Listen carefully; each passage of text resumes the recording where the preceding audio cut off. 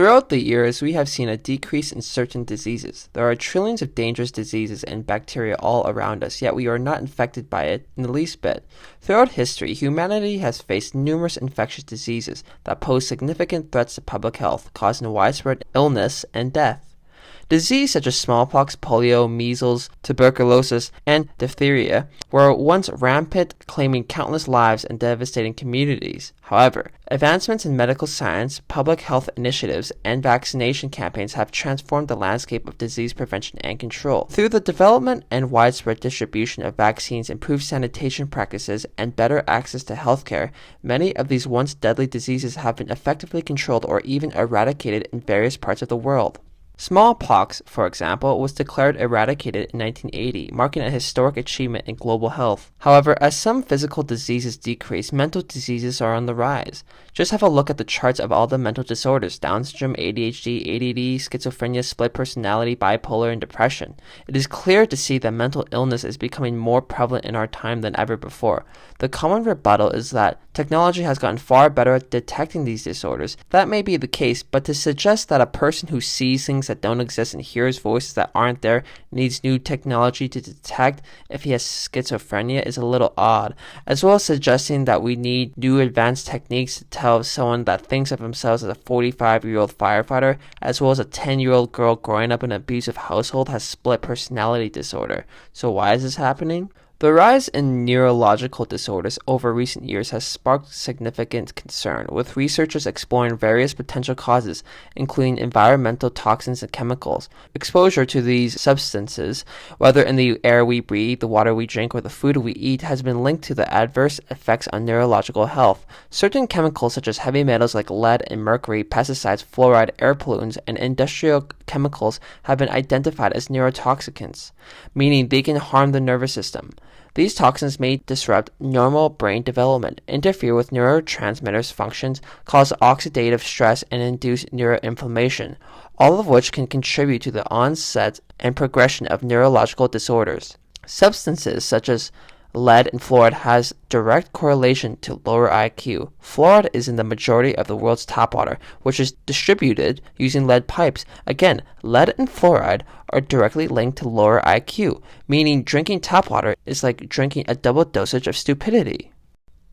Moreover, certain populations such as children and pregnant women are particularly vulnerable to the harmful effects of environmental toxins on the developing brain. As our exposure to these substances continue to increase due to industrialization, urbanization, and other activities, addressing environmental factors becomes crucial in mitigating the burden of neurological diseases and promoting brain health.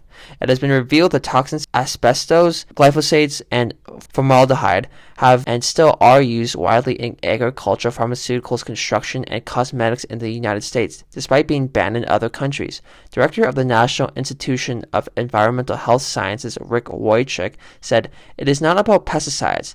PFAS chemicals are ubiquitous in the environment, as are nanoplastics, and they are trillions of dollars worth of demand for nanomaterials. But it's sobering how little we know of toxicology." Nanomaterials can be found in many cosmetic products, including moisturizers, hair products, makeup, and sunscreens. It is revealed that humans may encounter 80,000 or more toxic chemicals. But it may not be just toxins that are a major cause of the rise of neurological disorders. A correlation between vitamin deficiency and neurological disorders are undeniable, most notably vitamin B12. I mentioned the importance of vitamin B12 in a previous video, Keys to Living Longer, where I noted that vitamin B12 is essential for restoring tissue and important components such as red blood cells. Well, it turns out that vitamin B12 does more than restore human cells, but for preventing neurological disorders. As mentioned in the video, Keys to Living Longer, vitamin B12 is found primarily in meat and dairy products, but are more notably in meat. A study conducted in 2017, 200 people were gathered. Half were omnivores and the other half were vegetarian. All participants had no diagnosed disease. Certain individuals were excluded, including those who were taking multivitamins, anticonvulsants, pregnant or lactating females, alcohol users, diabetics, cigarette smokers, and those with gastrointestinal or other conditions that could affect the spinal cord and peripheral nerves. Blood samples were taken, and the results showed that the vegetarian group significantly lacked vitamin B12 than the omnivore group. especially the women subjects who were vegetarian. The results also showed that the subjects that lacked vitamin B12 showed a higher frequency of neuropsychiatric and neurological problems. In the vegetarian group, depression occurred at a 31%, while it was 12% in the omnivores. Paresthesias were reported by 11% of vegetarians compared to 3% of omnivores. Peripheral neuropathy was observed in 9% of vegetarians and 2% of omnivores. Psychosis was found in 11% of vegetarians and 3% of omnivores. Memory impairment was reported by 7% of vegetarians and 2% of omnivores. Personality changes were noted in 5% of vegetarians and 1% of omnivores. It was also reported that psychiatric symptoms were observed in vitamin B12 deficient subjects, with 58% diagnosed with paranoid schizophrenia, 16% with undifferentiated schizophrenia, and 5% experiencing episodic psychosis, 5% with bipolar affective disorder, and 15.8% presenting with depressive disorders. Among the participants, 74% were vegetarians and 68% were females. Additionally, it was also noted a significantly lower level of vitamin B12 in dementia patients. I'm not saying that people shouldn't go vegan or vegetarian, but if they do, they should take vitamin B12 supplements. But vitamin B12 deficiency shouldn't be entirely blamed on vegans and vegetarians. The stats of rising neurological disorders are worldwide, and the majority of people do not follow these diets, despite there being a noticeable rise. I've mentioned this like 6 times already, but in a previous video, Keys to Living Longer, I bring up the fact that factory farming, although necessary, has flaws, a big one being malnutrition. Malnutrition is the condition that develops when the body is deprived of vitamins, minerals, and other nutrients, including vitamin B12. Pregnant mothers with vitamin B12 deficiency can lead to neurological disorders in the offspring. Vitamin deficiency and foreign toxins play a large role in mental disorders. We know this due to the many studies that support this. However, perhaps there is another reason for the rise of these mental illnesses. Since the rise of these disorders, there has also been a rise of pharmaceutical drugs being distributed. Take methylphenidate, which is the chemical used in drugs that treat patients with ADHD. If you notice that the word methylphenidate sounds similar to methamphetamine, there's a reason for that, as methylphenidate has a very similar chemical compound to methamphetamine. The reason why I bring this up is because in the National Health Interviews Survey reported that the prevalence of ADHD among children increased from 6.1% in 1997 to 1998 to 10.2% in 2015 to 2016. More kids as young as 6 years old are being diagnosed with ADHD and put on methylphenidate to help their concentration. On a side note, I want to mention how I believe it is safe to say that most adults today can't sit still in a classroom for more than an hour without getting distracted. Yet when a 6-year-old gets distracted from sitting in a class for more than 6 hours, the adults suggest that he should be put on substances that the government themselves lists as Schedule II drugs. For those who don't know what a Schedule II drug is, this is the exact definition of a Schedule II drug on the DEA's website.